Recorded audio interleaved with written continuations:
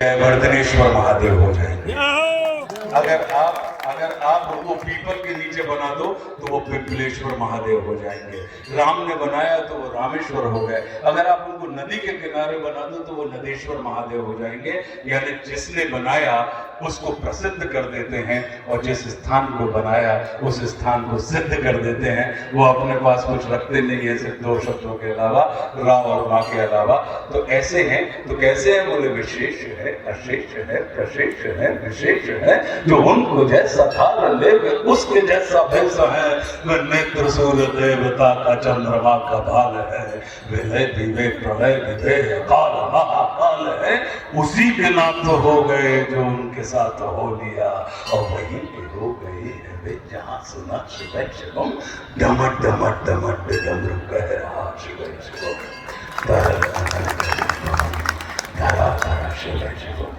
तो मैं आप सभी को, सभी धर्मानुरागियों को, मैं तो अपने, देखिए मुझे नहीं पता कि परमात्मा का स्वरूप कैसा होता है और हमारी आंखों में और हमारी चेतना में इतनी क्षमता भी नहीं है। ये तो गुरु कृपा का परिणाम है कि वहाँ बैठने वाला आशुतोष, शेष रहने वाला आशुतोष आज यहाँ खड़े होकर बात कर रहा है।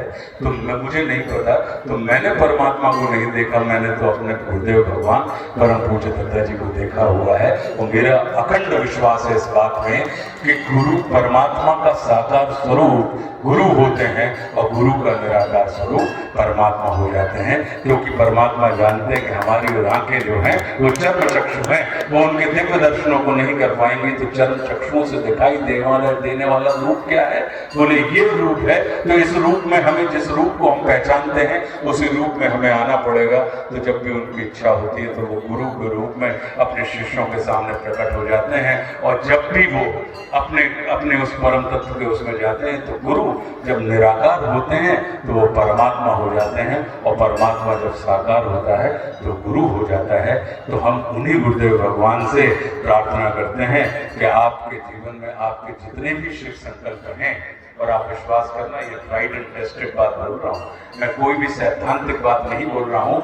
मैंने तो अपना पूरा का पूरा जीवन, आप सबको भी, बहुत सारे लोग मुझे जानते हैं और मैं ये मान के चलता हूँ कि मेरे पास जो कुछ भी है मेरे गुरुदेव भगवान की कृपा का ही परिणाम है। बहुत से लोगों को कर्म से मिलता है, बहुत से लोगों को भाग्य से मिलता है, और एक तीसरी श्रेणी और होती है कि बहुत से लोग, उस तीसरी श्रेणी में हम जैसे लोग आते हैं कि बहुत से लोगों को कृपा से मिलता है।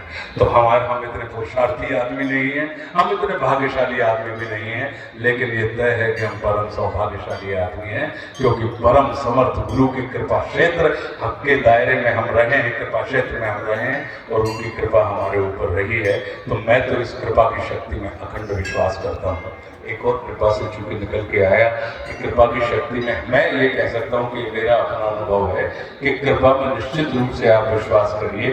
और अगर कोई आपके जीवन में सदगुरु मिल जाए, और मेरा ये मानना है, हम और आप तो अपने घर में एक कथा नहीं करवा पाते हैं, लेकिन अगर कोई व्यक्ति अपनी संकल्प चेतना से इतने बड़ी यज्ञ का आयोजन कर दे तो आप निश्चित रूप से मान के व्यक्ति के शरीर को कहीं ना कहीं परमात्मा ने अपना साधन बनाया हुआ है। तो जैसा कि अगर आप देख रहे हैं कि हम एक आयोजन को ठीक से नहीं कर पाते, उसमें 50 विसंगतियां आ जाती हैं और हम 50 किस्म की सुरक्षा व्यवस्था और भोजन भंडारे की व्यवस्था में लगे रहते हैं। लेकिन एक व्यक्ति, एक फक्कड़, एक मौज वाला आदमी यहाँ पर दाढ़ी वाड़ी बड़ी है, हम आप सबसे वेट करवा के आए हैं, मगर देखो आप दाढ़ी बड़ी है, फेंटा बंदो, ये नीचे दूसरे कलर की धोती है, ऊपर दूसरे कलर का कुर्ता है, कहीं कोई कॉम्बिनेशन नहीं मिलाया हमारे आपके जैसा कि भैया अगर सफेद कुर्ता पैजामा है, धोती कुर्ता है, तो करिया जैकेट डाल लो और ऊपर मरून कलर को, मतलब तो फोटो अच्छी है, उधर पर रूप का कहीं कोई अर्थ नहीं है।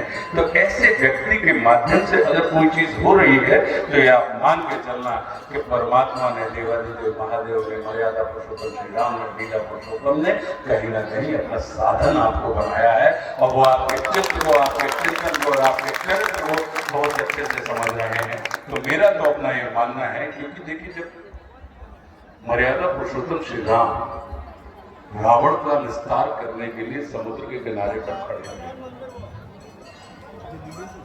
अब समुद्र 100 योजन समुद्र सामने पड़ा हुआ है, सबके सामने ये चिंता आ गई कि प्रयोजन समुद्र को पार कैसे करेंगे, और अगर पार कर भी लो मान लो तो अगर आपको दुनिया की सबसे सुप्रशिक्षित सेना के साथ वहां पर जाकर संघर्ष करना है तो हम उनसे पार कैसे पाएंगे, तो पार कैसे करेंगे, पार कर लिया तो पार कैसे पाएंगे। तो पता लगा कि उनका नाम लेके।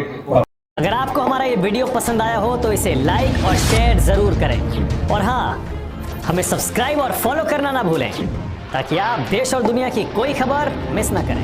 तो जुड़े रहिए हमारे साथ और देखते रहिए